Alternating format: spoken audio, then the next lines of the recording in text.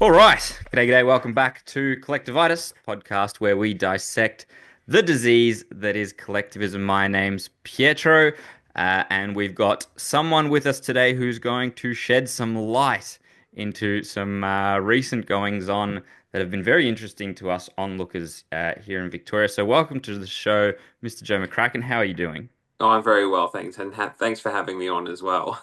Well, thanks for agreeing to come on because we might, yeah, as I said, get a little bit of an insight into something that, so libertarian, we all wish we could be libertarians, right? We can obviously agree that everyone wants Depends who to be you're a talking libertarian. to. But there is a significant downside to being a libertarian compared to being a Liberal Party member, in that every now and again the Liberal Party has more than a snowball's chance in hell of actually getting elected and taking the reins of power. So we do watch what you guys do with very close interest. Also because, the better the Liberal Party is, the better it is for every one of us. And the times when the Liberal Party is worse, we are much keener critics than many others in that as well. I think we find ourselves quite often criticizing the Liberal Party more often than Labor, even just because, um, well, you guys are meant to be good on some things, and often you are not. And I mean, obviously, you as in the party, not you Oh, I personally. know what you mean, and we're working on that. Don't worry. Yes, and that's exactly what I wanted to talk about, the working on that's been happening recently. So, look, I'm sure you've talked about it to death, and we've talked about it on the show many times. But recently, obviously, there was the big leadership spill where Mr. Pesutto has been replaced by. So John Pesutto was replaced by Brad Battin is the new guy, and there was party room votes, and it sparked off the whole Moira Deeming defamation case. I imagine. So, I suppose my first question is, from the outside, it looked to us like there was we couldn't really see whether there was discontent within the party too much with the leadership of Pesutto um, prior to the defamation case, and then the defamation case where we're redeeming uh, expelled from the Liberal Party for the whole "let women speak" aligning The herself, rally, the neo-Nazis appearing. Yeah, yeah. and Pseudo having labeled her essentially a sympathizer with neo-Nazis when given, when speaking to media, and then she filed a defamation case. It was very public. She won, right? And that was the spark to it all. Is that correct? Is that different to your perception of events? Yeah, I mean, I think that's the catalyst for change, but I think um, probably like speaking from a public perception perspective and also from Liberal Party members, I think it was the handling of that issue that was Okay. probably one of the reasons for change. And I guess what brought it about so publicly was that, a decision had been made months ago. The court decision was handed down only in December last year in 2024. So it sort of brought the issue to light again. And, I'm quite happy to say it actually. I was one of the people that supported Moira Deeming from the get go. So having seen the court case, I thought, oh, well, even the court of law has decided that she's been defamed. So um, the original motion was to readmit her to the party room. And so Yeah. you might remember in the media that uh, was a vote split right down the middle. And it was Um, Pseudo had the deciding vote. Is that correct? yeah, that's correct. And then a week later was the meeting that you're talking about, which was the motion. There's a number of things debated on, and I'm not saying anything out of turn because it's all been reported on in the media anyway. But essentially, what happened was Moira was made readmitted into the party, and there's a change of leadership. Yeah. And so, I guess your question was, well, the lead up to that. Um, I guess the issue was basically Moira and the handling of that situation that probably brought about change, given that the state is in such a bad way with the Labor Party mismanaging things on a whole number of different levels. Um, the issue around that particular situation was a massive distraction, and it was something that a lot of our supporters felt really strongly about. So, trying to put Moira back into the party was an important step, in bridging those gaps and healing those wounds and bring the party together so that we can actually do our job and focus on the government and how bad they've been over the last 10 plus years now. Yeah, but a very long while. So is it I suppose it would make sense to say that then there were significant voices who already wanted to change leadership prior to this happening, prior to the catalyst sort of blowing things up. Yeah, I mean, there's always, I mean, look, I don't think anyone's job in politics is ever safe. So that's Yeah. my starting point. And so, in order to be, you know, in a position of leadership, or even as a member of parliament, you've got to perform.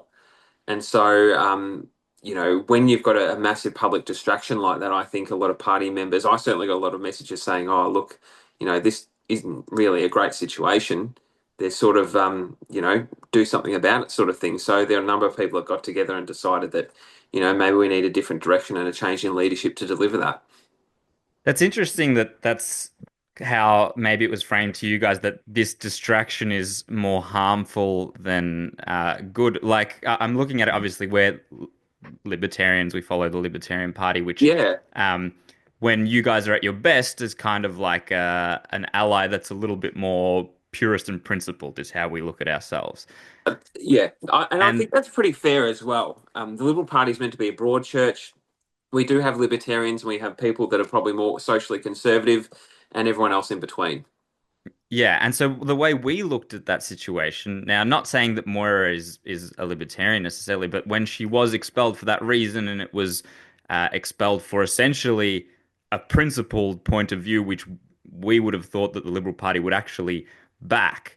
When all of this came to a head, and there was, her coming back in, and then Pesutto being removed as the leader, we saw all of that as like, wow, this is one, great publicity for standing up for principles and values, and two, it's a positive change for the Liberal Party as far as we're concerned. So it's interesting that to you it was kind of like healing and not sewing up too much division, whereas we looked at that as like, hey, maybe this is a shake up that the Vic Libs might not be as you know bad as they have been.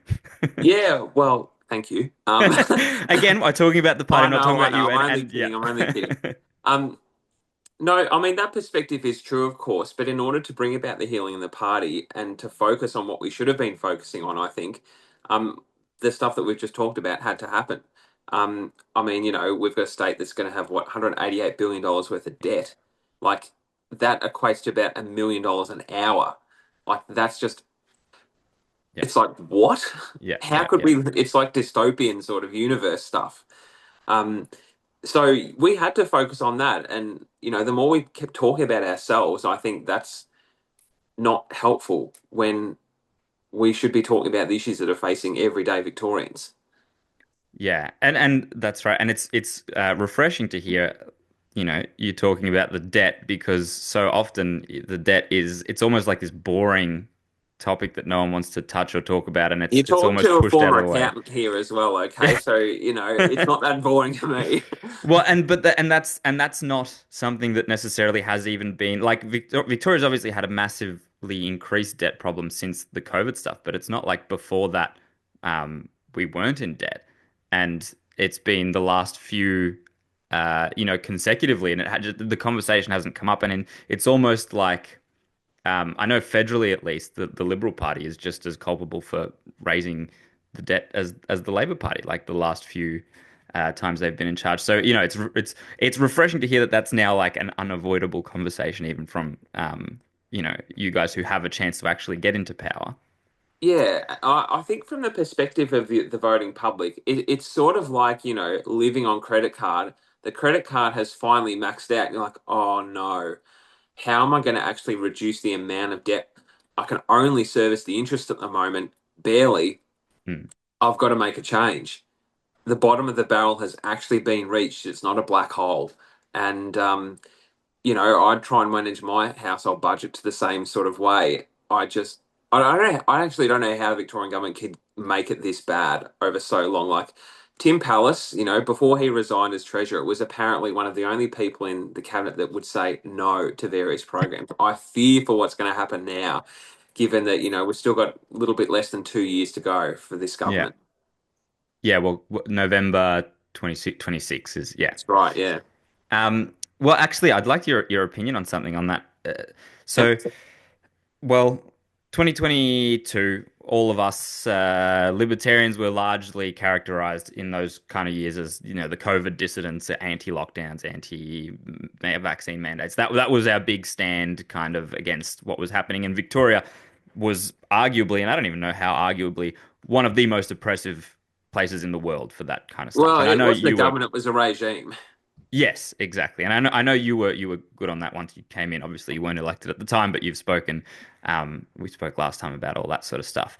Yeah. And so for us, it was, the eliminating Dan Andrews was an absolute must. Like that was our number one priority because he was the head of the big tyrant snake. The dictator, yeah. Yes, Dictator Dan, our favorite guy. And then when he won in 2022, all of the vindication that we were looking for, we didn't get it. In fact, Labor, I think, won by even more than they had won the previous time. It was almost like he had a mandate that what he'd done was positive, apart from the fact that Labor and Liberals' primary vote dropped in both those occasions, but he'd still won quite comfortably. Um, but then he resigns randomly in what was it, 2023, early on. It didn't take long. So, why do you think that was? Is it because things are so bad he wanted to get out of it ahead of things? Like, what do you think on that? I guess I can only speculate on the reasons why, because there's probably no surprise I'm not exactly close to the man. Um, but I think he probably jumped before he was pushed. I think the other issues that have been publicly spoken about before the courts and those sort of things, with cyclists and that sort of issues, Yeah, probably didn't help him either. And look, he'd been there for what, nearly 10 years. Why wouldn't you sort of go out when you're at your peak, so to speak, electorally? Um, you are right in the last state election. Both major parties, their primary votes went down, but it's the Greens' preferences that really got Labor Party across the line in a whole lot of seats that we're probably hoping to pick up. Um, so I guess back to the point, why did Dan leave at his peak? Well, what's he got to prove to anyone? He's won three elections pretty comfortably. If he'd probably gone on any longer, he would have been characterised by debt as his main legacy, whereas he could have gone out. He did go out as a Labor hero and hmm. bigger than some of the others of the past, bigger than a Braxton, a Brumby. Um, you'd probably take that. He came in 2002 into the Parliament, which is under the old defined benefit scheme. So he goes out with around about $300,000 a year. What an easy life. Yeah. Well, I guess the part that's hard for to believe is that he could stand stepping away from the limelight he so seemed to enjoy at the time. And there was also I mean, it was we followed it all in kind of real time, so I remember the sequence of things pretty well. It wasn't very long after he resigned that the Commonwealth Games thing, for example, fell through. So I don't know if it was already in the air that things were about to come crashing down quite significantly and cuts would need to happen Well, quite I think quickly. from memory, it was June 23 that the games were announced as being cancelled. He was on the front page of the paper with the then Deputy Premier, Jacinta Allen, who was the Minister for Commonwealth Games Delivery, and the Minister for Commonwealth Games Legacy, which was Harriet Shing. Um, so he was still Premier at the time of when the announcement Okay. was cancelled, and it was only in the subsequent months that he resigned. Um, you know, he tried to characterize and spin the situation. Oh, yes, it's a tough decision. We had to do the right thing. It's, right for the budget. We're actually saving money. I mean, this guy is like the spin master on steroids. He's so good at it. Like he's a bad administrator, but he's such a good politician. Yeah. That's what really annoys me. And people sort of, oops, people brought it up as well. So it's just like, ugh. So frustrating. Being on the Com Games Committee as well has been particularly interesting because it's been almost $600 million worth of just waste that's been discovered. Um, and, the people in Glasgow be rubbing their hands together. They hope we do it again sometime. Well, that's right. So for anyone who isn't aware, you are on the Commonwealth Games committee, like Yep. inquiry committee, along with David Limbrick, who's our Libertarian Party Yes. member. And so is that am I remembering this correctly? That it's something like $200 million or something that we have committed that goes towards the Glasgow funding for the Yeah, Commonwealth Games. that's Is that right. correct? So there's that, plus there's another nearly 400 odd million that's been in. They're in things like consultants. They've been in things like wages that have been paid to people. Um, the most famous and well known one is Jerome Weinmar, who's now the head of public transport Victoria, the Department of Public Transport, I should say. He was before that the deputy sec of housing, and before that is obviously in Com Games. So he's been the luckiest public servant alive, I think. Um, So you know, failing upward very clearly, like he's after I tragic failure know. after tragic failure, and they get a promotion. Very interesting. How do you get a job like that? A career trajectory, like, oh my God. But so anyway, I think, yeah, extreme waste, and like like even as you know, in Ballarat we had promises of housing Yeah. going at the old sale yard site here in Ballarat, which has been vacant for a few years now. I remember asking a question in the inquiry about what other sites they'd looked at. They hadn't looked at any other sites, and the EPA, the Environmental Protection Agency, hadn't been asked to look at any other sites either. The site, as you probably well know, is full of chemical. It needs to be decontaminated, leveled off. There's heritage aspects to it as well. They clearly haven't done the work, and my gut feel, having gone through the inquiry, is that the business case had a lot of errors in it based on assumptions that couldn't be verified.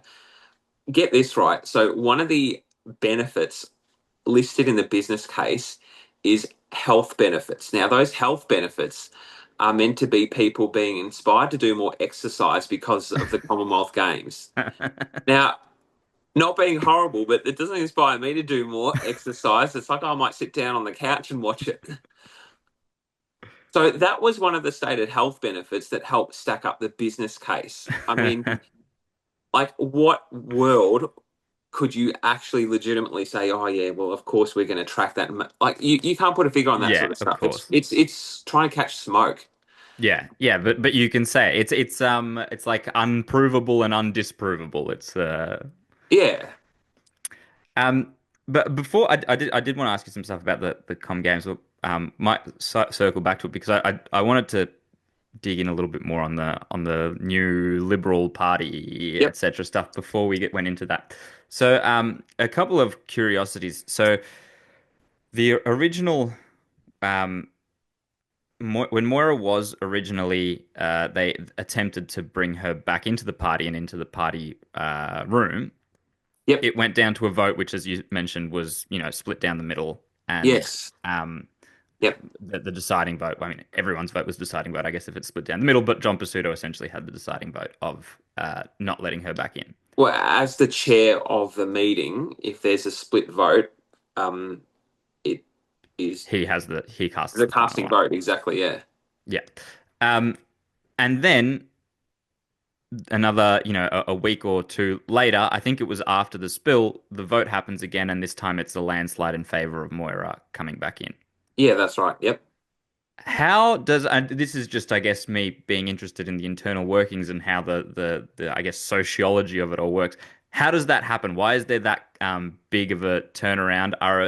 Why is it that so many people change their mind within such a short time frame after only on something that seems to be, only tangentially related? Like whether you let Moira in or not, um, doesn't seem to change whether you change the leader in theory, but obviously it does. Yeah. Well, I am guessing that. Well, I'll be straight up. I was one of the people that voted to admit more on both occasions. So Yes. it wasn't my vote that changed.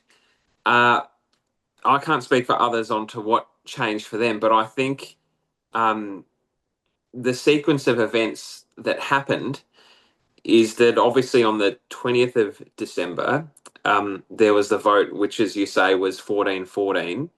And it was the chairman's vote that decided that Moira wouldn't be readmitted, I think that event perhaps caused some people that may have supported, um, Moira not being readmitted to sort of question the whole situation. It was a bad look. The public media, it wasn't great, Right. and that might have sort of shifted the tide. So when it came a week later, um, it was almost a fait accompli, I think. So, look, that's my Okay. sort of seeing of things. It's hard for me to say too much because, like, I don't know what was going in the minds of people to ever kick her out in the first place. Yeah. Okay. So, look, I'm trying to sort of put myself in their shoes and think, okay, well, what would I be thinking if I was trying to manage the politics of all this? Um, So if you had to speculate what was going through the minds, I mean, purely, just why would they not why would they have kicked her out in the first I, place? I just I just think I honestly think that some people got spooked by the Nazi thing, Right. and I can understand that because, like, who wants to be associated with Nazis? No one does. So, that situation happened. And Moira is a very tough person as well, and she would have, not being privy to those meetings. I can only speculate, I said, but not. She would have been pretty ardent, saying, "No, I'm not involved with these Nazis. I had nothing to do with Yeah. it." Um, Others were saying, "Well, you are actually there. How could that be the case?" And so I guess a disagreement formed there, which led to, as you say, the expulsion. Um, and then, yeah, we go forward 18 months and she's readmitted. So I guess given the court case outcome, there's 5 points that was found in Moira's favour. They were the only 5 points of the ruling, all in Moira's favour. So it was a pretty sort of one-sided ruling. Um, I guess that was probably one of the tipping points that led to the initial um, move to bring Moira back in to right the wrong, and the second one, which ultimately succeeded. Yeah. Um, so what Brad Battin is the has now taken charge, and I think from what I can tell, I mean, obviously that's sort of your side or your faction within the party more so than the other side. Is that correct? Is that me reading in that correctly? Well, it's interesting you say that. And from a libertarian, I would have thought you were against labels and categorizing people in that sort of regard. Look, I mean, a lot of people have said that Brad is a conservative, and you know, uh, people might put me in that category too. Some things I am conservative on, some things I'm really not. Um, I would hate to be labelled as one thing, which limits my ability to, do Of another thing. course. So, look, I guess broadly speaking, there was a group from across the party that thought this situation is probably got to the end of its path. We need to set a new path. So that's what happened. Some of those people might have been more conservative. Some of those might have been more libertarian. And some of them might have been a bit more pragmatic and just seen the politics play out in the public and thought this can't go on. I suppose more so than like necessarily whether they are conservative or libertarian or exactly where their views lie on each individual Yeah, issue. Where I see the biggest distinction between so it's kind of the way that I viewed the Liberal Party in recent times, especially here in Victoria, but also to be honest, federally, is just the slow, like marching towards the same progressivism that the Labor Party is marching towards, but just at a slightly slower pace. So finding, random issues here and there to give some level of resistance to, whilst ignoring a lot of the bigger picture stuff. And we can talk, the essentially assisting the Andrews government with all the vaccine mandates if we want to go that far back, but even more recently, like that was kind of how I viewed the Pesutto leadership altogether, like that whole cycle. And this, in theory, does seem to be a deviation from that, where there is an actual point of difference. Maybe that's what we're hoping, I guess, as libertarians who want to have some sort of collaboration with the Liberal Party, especially in voting on certain issues. Is that, I guess we want to know, is that true? Is Batten any better? Is that the kind of thing that we can expect? yeah. To answer your question, short answer, yes. Long answer is we need to be different. Like, no one wants us to be Labor light, as they've said. Yeah. So, why would you change horses? If you're out there, the voting public, the average punter, why would you vote for someone different if they're not different? Why would you do that? It just doesn't make sense. So we've got to offer policies and alternatives that speak to our values, but are also sensible for the state. So, for example, Brad only announced it just the other day. The SEC, not a fan of it, quite honestly, the SEC is a complete joke. It has one employee. The biggest thing they've been able to produce is fridge magnets. Um, that's not like it's just a total scam.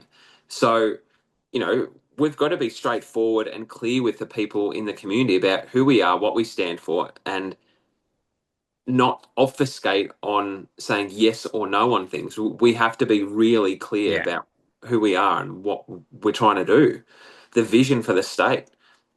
A Victoria that isn't in debt, that isn't broke, that doesn't have roads crumbling, that doesn't have hospitals with waiting lists, Yeah. doesn't have a housing waiting list, 60,000 people trying to get a home. I mean, this is sort of like the stuff you'd see in North Korea. Yeah. It's Yeah. Yeah. ridiculous.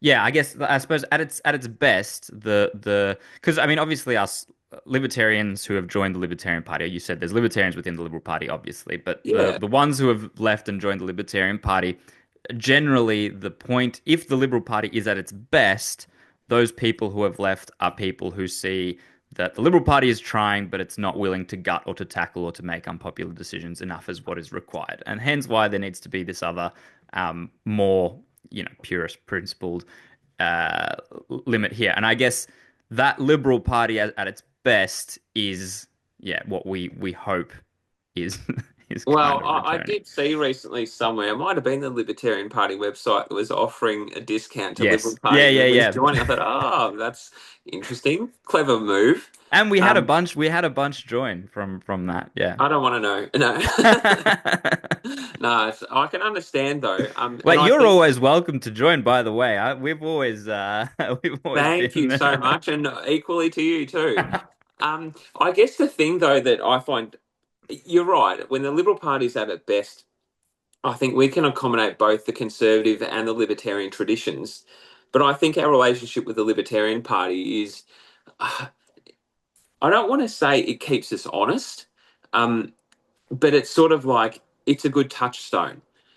Because you're right, you are, as you say, very principle purist sort of party, um, and I respect that because you stand on principle, and you're going to hate this comparison, but the Greens do the same thing as well. Well, no, and that's within like sort of how we'd like to view ourselves is to do that same thing, right? As the Greens veer the Labour Yeah, more to yeah, the extremists and the worst of what the leftist policies can do, we would veer you towards actually being free market and private enterprise and all that stuff as much as we 100%. could.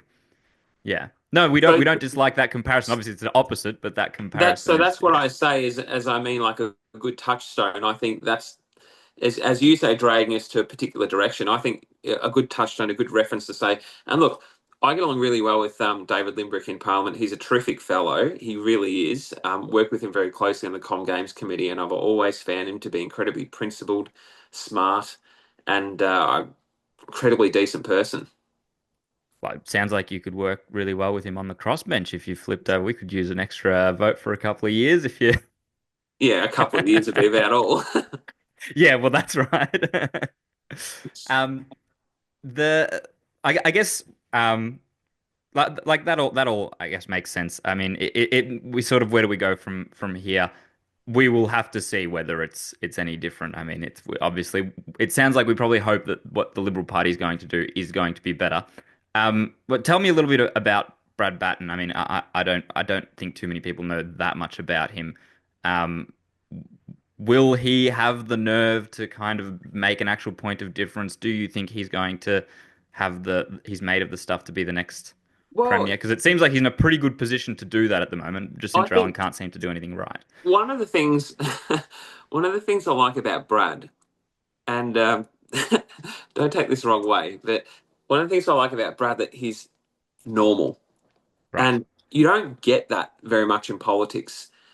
You get happens on Liberal Party side, it happens on Labor Party side, it happens more in the Greens now. Is that you get people that come up through the system of politics. They've been staffers, they've worked in offices, and then they get a safe seat and they're elected. Well, Brad's background is as a copper, as a small business owner, and then he came to politics after those experiences. And I like that because that was my journey as well. I worked in teaching and accounting, worked in local council, then got elected. So you have a life and a life experience to draw upon rather than just being told what to think, and how to say things so that you offend the least amount of people. Yeah.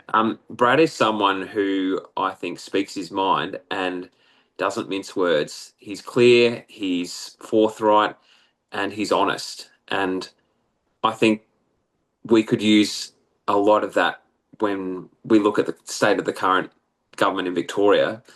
They're not honest, they're not reasonable, they're ideologues beyond belief, and they really don't care Hmm. what many other people think. I've seen them work in the upper house.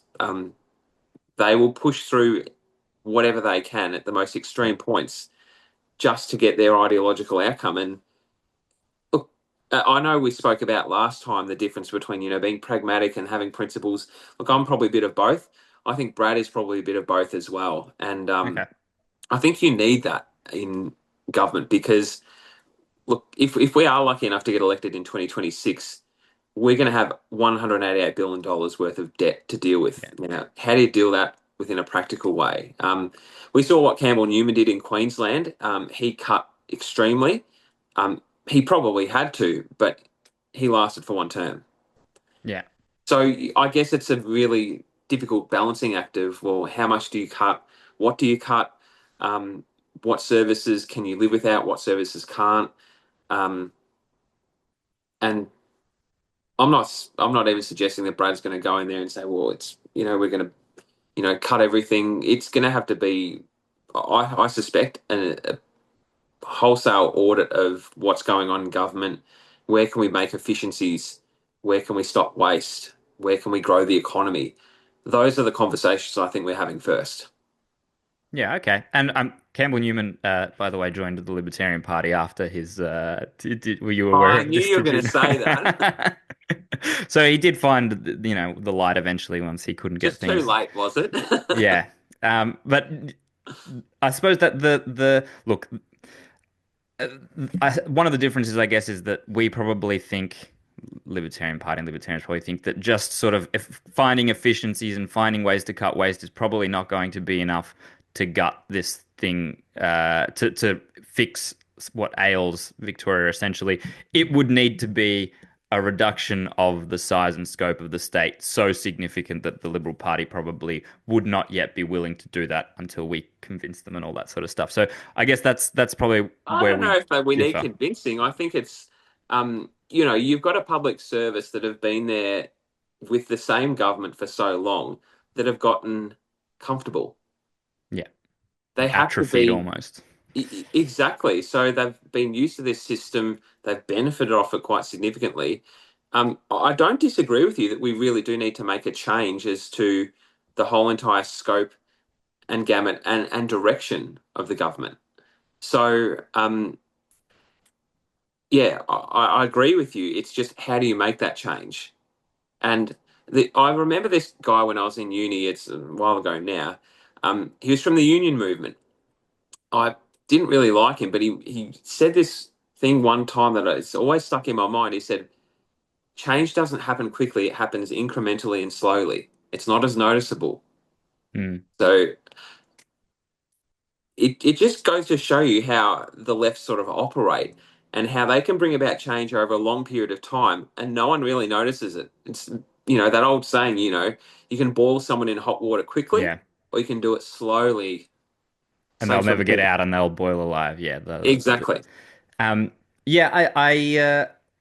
I think that's 100% true of how the left does it because what they essentially trying to do is to expand the state, expand the public sector, and if they ever do it at a jump too big, then too many people notice, I don't know, an increase in taxes or an increase in inflation or something, and they lose the next election. So they do it by these tiny increments, and slowly we've seen it. Like it's enormous now. It's unwieldy and unmanageable.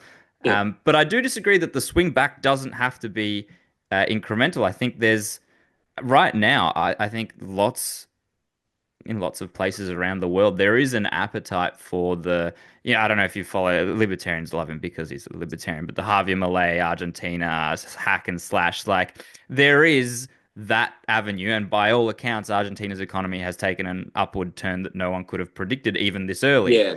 based on, his, what does he call it?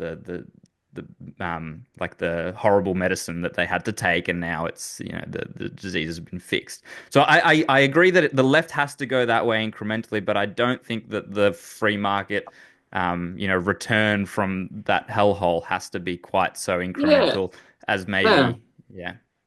Yeah, Anyway, I see that point of view. I mean, Canada's sort of going through a similar thing at the moment as well. yeah, Um, you're right. I mean, I guess change comes in if you've got people, you've got to bring people along with you, and you can justify it. So, I guess the point I'm trying to make is that over time, the left have probably been done less justifying and more changing, but the yeah. change has been an incremental one rather than this is what we're doing. We're going to be honest about it. Quietly, they've done it.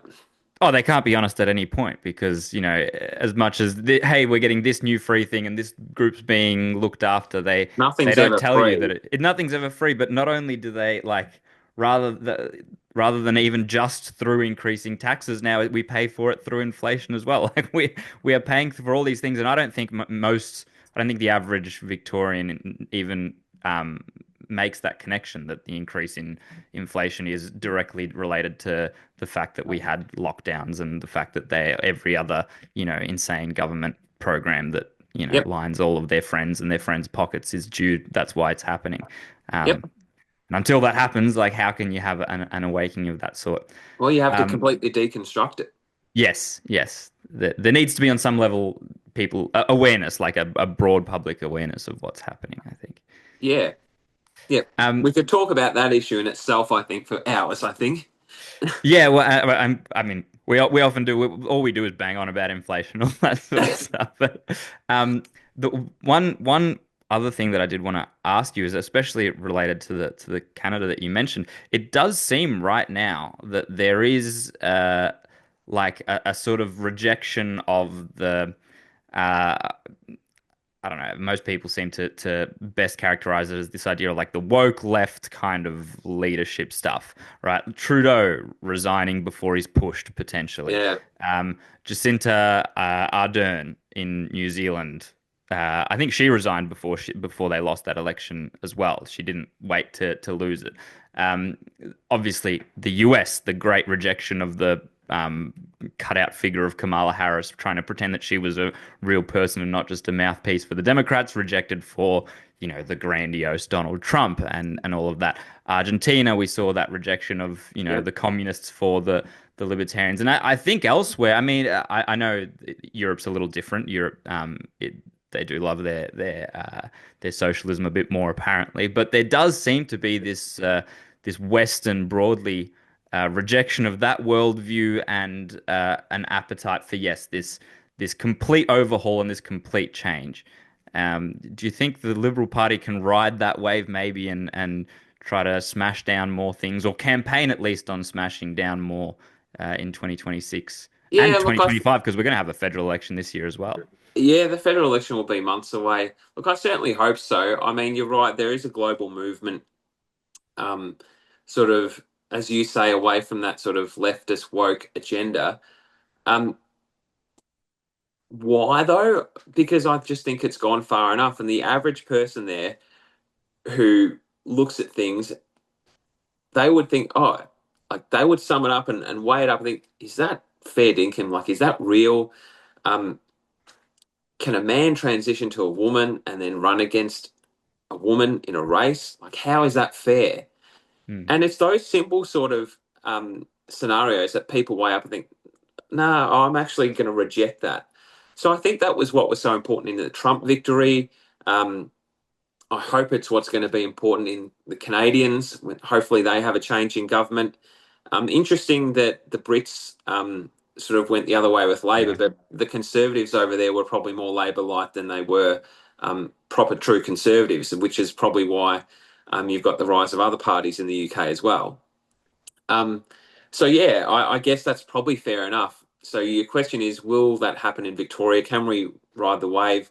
I think it's going to come down to us actually realizing, the average punter, the quiet Australian, the Victorian out there that just wants to pay their bills, have a life, not be worried by,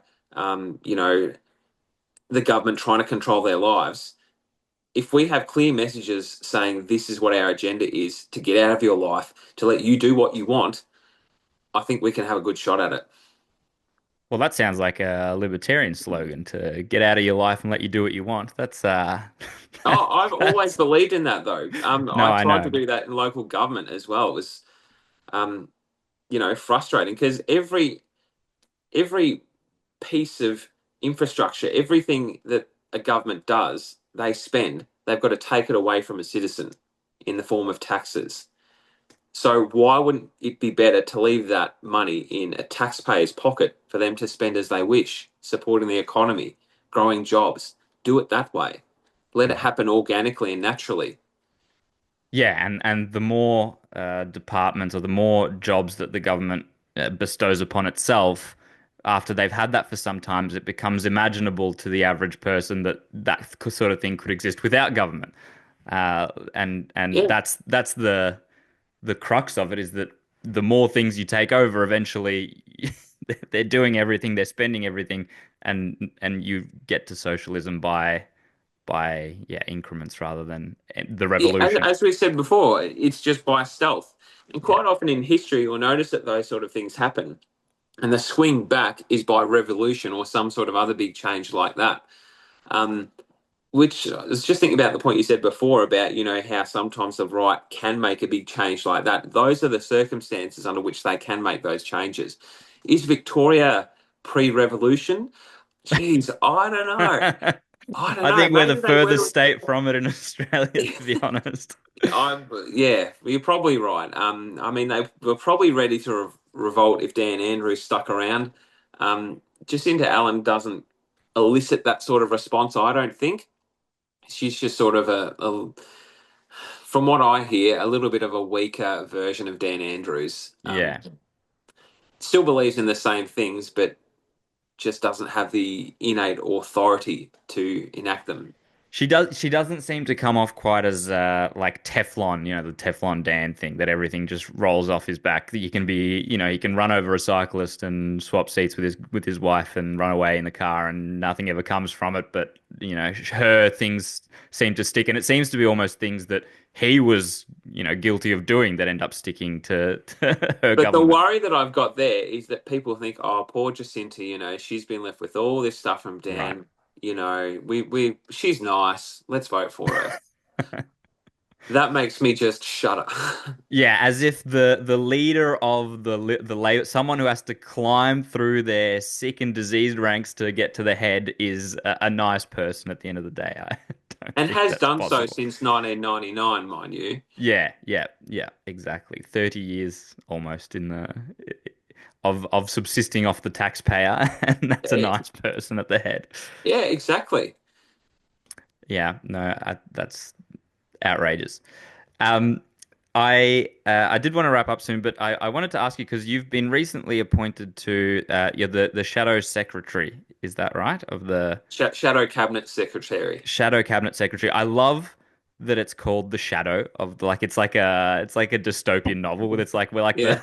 the evil side of government, where the dark Yeah, I don't side or know. something. I think that's cool, but that's one thing I do think is cool about government. But uh, I was just wondering what. Well, congrats on the appointment. Thank I'm you. guessing that's a big step up from you were a backbencher previously. Yeah, I was the whip in the upper house and Yeah. also a Palsec, Shadow Palsec. Yeah. So what does that mean that what you are now? Like, what's the difference? Yeah, What does that so do? Shadow Cabinet Secretary. So I'm in Shadow Cabinet. So when all the decisions are being made by the Shadow Cabinet on various pieces of policy, I'll be in the room. I'll be able to have my opinion and represent the Western Victoria people fiercely. But being in there with that portfolio, it's a good learning curve for me as well because I've been in shadow cabinet before. I don't know how it works and how it runs. I haven't been in one as we sit right now. So I'm looking forward to the opportunity to learn about it, how it works. So hopefully in the future, if I do get a portfolio of some sort, I'll be well equipped to sort of, learn the machinations and understand and pull the levers to best effect. Yes, and we can only hope that that best effect is the direction that we both hope for the for the Yeah, Liberal Party and for libertarianism across Victoria. 100%. Thank you very much for your time, Joe. Was there anything else you wanted to mention, something that maybe you want to talk about that I haven't touched on before we go? No, I think the Liberal Party's got some membership deal at the moment where they're offering libertarians half price membership. I think it's a really good deal if you want to promote that.